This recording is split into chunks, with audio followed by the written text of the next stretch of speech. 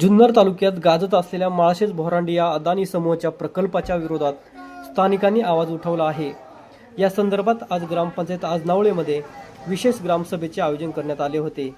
यामध्ये हा प्रोजेक्ट रद्द व्हावा, जनसुनावणी रद्द व्हावी, अशा प्रकारे प्रकल्प रद्द होण्यासाठी व त्यावर विशेष नियोजन करण्यासाठी विशेष समितीची स्थापना ग्रामसभेत करण्यात आली असून या समितीमध्ये विविध ग्रामपंचायतीचे सरपंच, पोलीस पाटील, सामाजिक कार्यकर्ते असे मिळून 55 सदस्य असणार आहेत.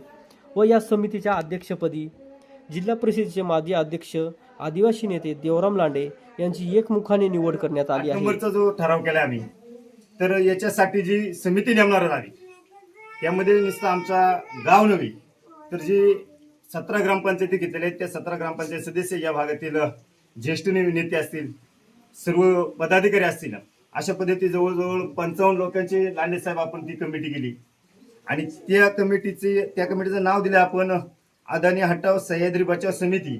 अशा पद्धतीचं आपण हे कमिटी स्थापन केला आणि त्या कमिटीचं मार्गदर्शक नव्हे तर अध्यक्षस्थान देखील अध्यक्ष साहेबांना आम्ही सर्वांमध्ये या ठिकाणी नेमलेलं आहे.